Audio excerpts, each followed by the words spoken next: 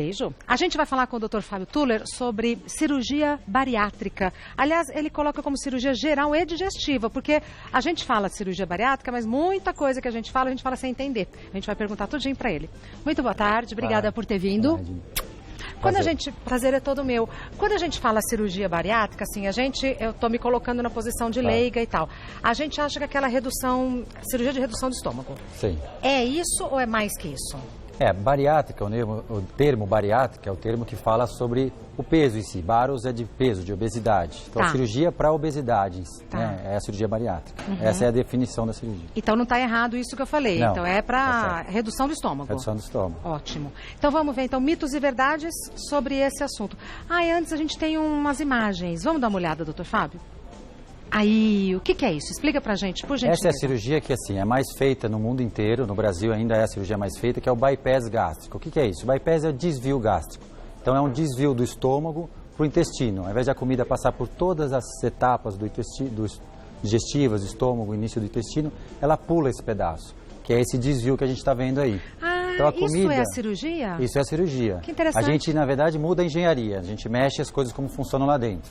A gente tem uma digestão de um jeito e a cirurgia faz isso. O alimento vai por um caminho e o suco digestivo vai por outro trajeto. Isso faz com que diminua a quantidade da comida e diminua a absorção dos alimentos. Então a pessoa emagrece. Agora, diminui muito a quantidade de alimentos, né, doutor Fábio? Diminui bastante. É uma diminuição importante. Para você ter uma ideia, a perda de peso com uma cirurgia dessa é em torno de 40% do peso. Então, uma pessoa que tem 100 quilos vai perder em torno de 40 quilos. É muito. E passa a comer muito pouquinho, né? O importante, na verdade, da dieta é você ter um equilíbrio da composição da dieta, independente de cirurgia ou não. E com o passar do tempo, a quantidade de comida, ela aumenta. Por isso que precisa cuidar de uma reeducação, porque senão a pessoa começa a comer demais. Mesmo quantidades a mais. Aí todo mundo fala, seu estômago aumentou, dilatou, na verdade a função melhorou. Ele não dilata, mas a função melhora. Então agora sim, mitos e verdades a respeito desse assunto. É mito ou verdade que qualquer pessoa que queira perder peso pode fazer a cirurgia bariátrica? É um mito, né? Na verdade existem indicações, é um procedimento cirúrgico que envolve riscos, apesar dos riscos hoje serem muito baixos, né? Hoje nas equipes que estão muito bem treinadas é em torno de 0,1% os riscos de complicações graves. Isso é muito baixo.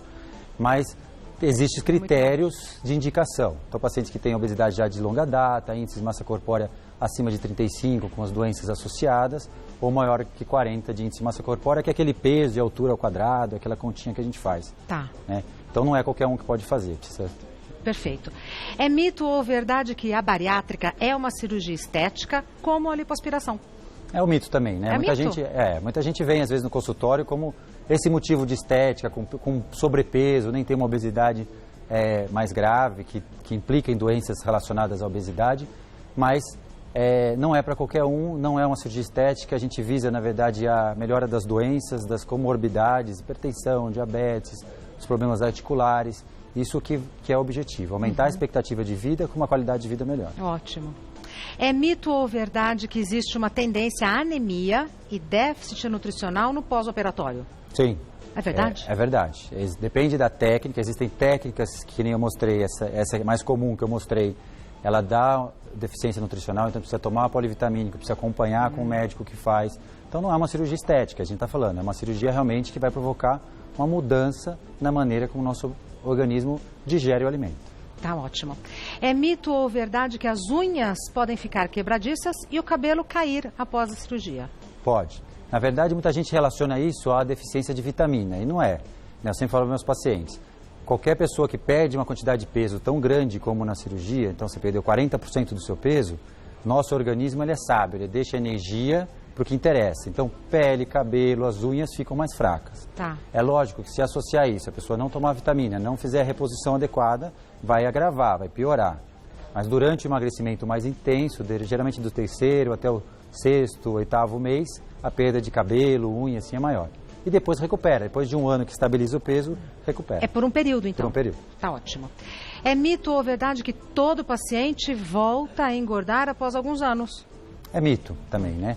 Isso depende muito da reeducação e do segmento que essa pessoa tem. Muitos ficam bem e somem, e não acompanham, não vão ao nutricionista, voltam aos velhos hábitos de beliscar, muitos doces, muito carboidrato e voltam a ganhar peso. em torno de 10% a 15% das pessoas voltam a ganhar peso. Mas 90%, 85% não voltam a ganhar. Tá. É mito ou verdade que todas as pessoas que realizam a cirurgia bariátrica devem fazer plástica corretiva? Não são todas elas. Isso é um mito, mas é muito frequente. Por isso que acaba virando como uma verdade. Justamente porque perde muito peso, eu imagino. Porque perde muito peso. Então, as mulheres, é comum a flacidez na mama, né, o abdômen. Então, os homens que têm mais barriga, às vezes tem que fazer uma dermolipectomia. Tem também as cirurgias que são no braço e na face interna da coxa. Então, depende, na verdade, do tipo do corpo da pessoa em si, né? Se ela é uma gordura mais ginecoide, que a gente fala que é da mulher, ou ela é mais androide, que é do homem. Tá. Né? Então, mas é frequente, a maioria das pessoas sim. Tá ótimo. É mito ou verdade que a cirurgia é uma garantia da perda de peso permanente? Não, é um mito também, né? A gente nunca consegue garantir uma perda de peso permanente porque não depende da cirurgia. A gente sempre fala assim, a cirurgia é um pontinho, uma muleta, um empurrãozinho para que a pessoa consiga perder peso e se manter magra ao longo do tempo. Tá. Mas a manutenção, ela é feita pelos hábitos que a pessoa vai adquirir depois. Tá, entendi. Nós temos perguntas que as pessoas de casa mandaram, a gente descontrair, né, doutor? Agora a gente vai falar sério de novo das perguntas que vocês mandaram de casa. Pergunta enviada pela Cibele. Tenho 27 anos, estou acima do peso e o médico já me recomendou a bariátrica. Caso eu faça a cirurgia, não poderei engravidar no futuro? Cibele, essa pergunta é muito importante. Na verdade, você pode engravidar. Muitas vezes a gravidez durante a obesidade grave, ela é uma gravidez de alto risco.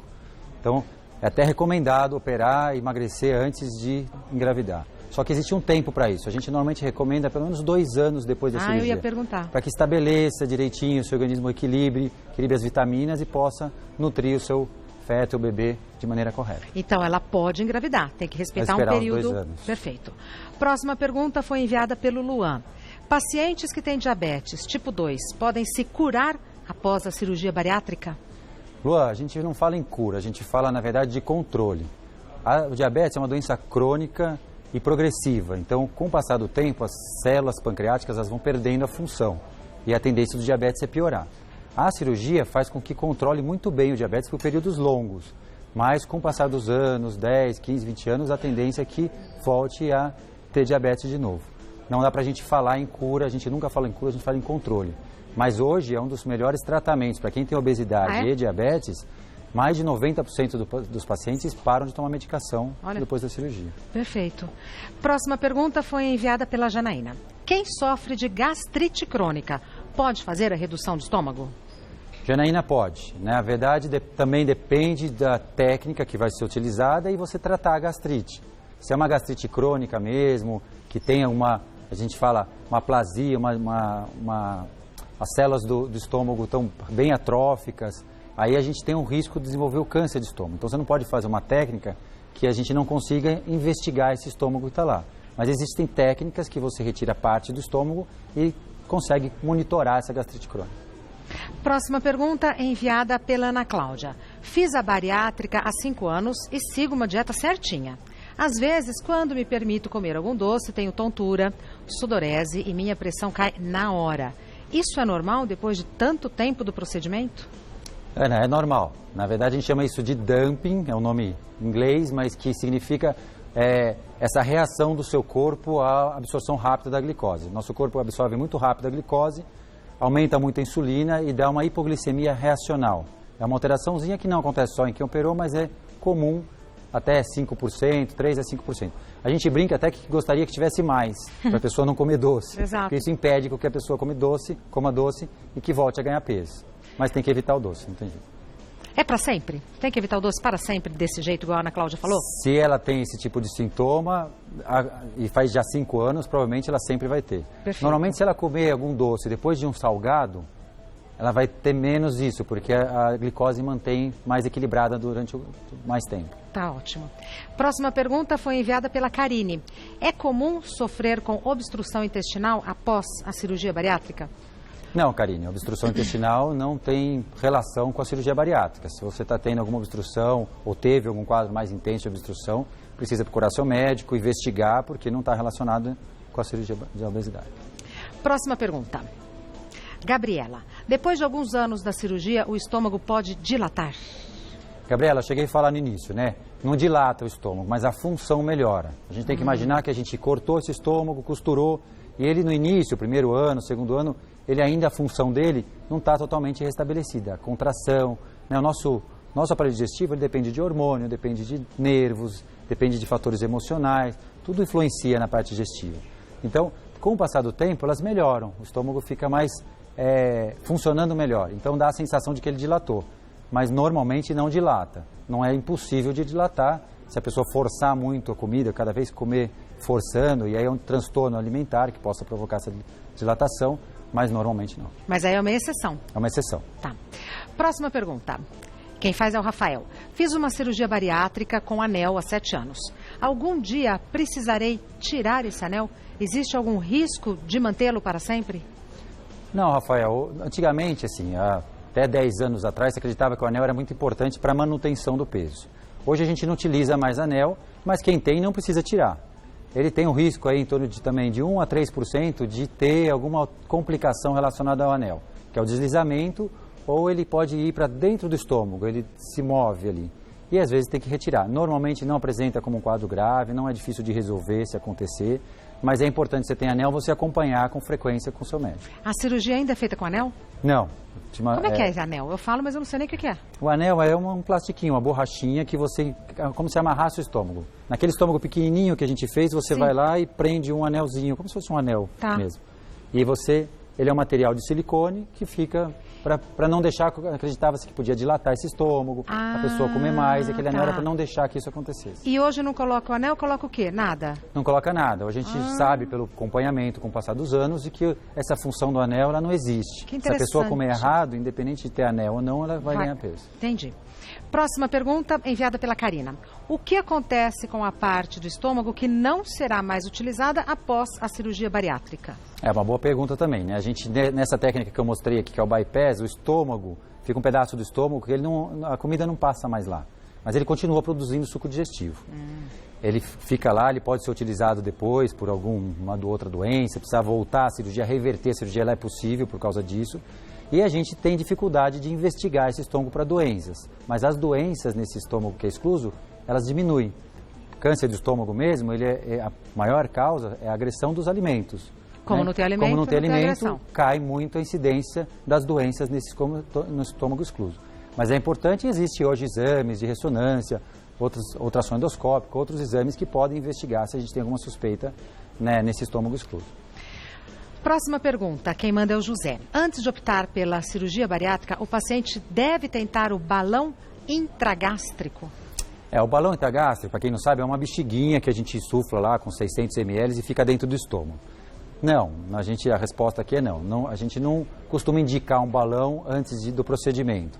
O que a gente orienta sempre os nossos pacientes é que tente todas as possibilidades antes da cirurgia. Tente um emagrecimento com uma dieta legal, faça atividade física, procure um endócrino. E a cirurgia sempre é a última opção. Mas não necessariamente precisa passar pelo balão. Mas sim por um bom acompanhamento nutricional, endocrinológico, para ver se realmente não consegue perder peso sem a cirurgia. Depende de cada caso? Depende de cada caso. Agora, é uma cirurgia de alto risco? Não, hoje não é considerado cirurgia de alto risco. Depende também do paciente, né? Se você pegar um paciente que infartou um monte de vezes, tem um monte de doença associada, ele vai ser de alto risco. Como qualquer outra cirurgia, que não é de alto risco. Exatamente. O doutor Fábio Tuller é especialista em cirurgia geral e digestiva. O Instagram dele é @dr.fabiotuller. Tuller é T-H-U-L-E-R, @dr.fabiotuller. Telefone é 11 3061 1071, 3061 1071. Doutor, muito obrigada, bom feriado, até a próxima.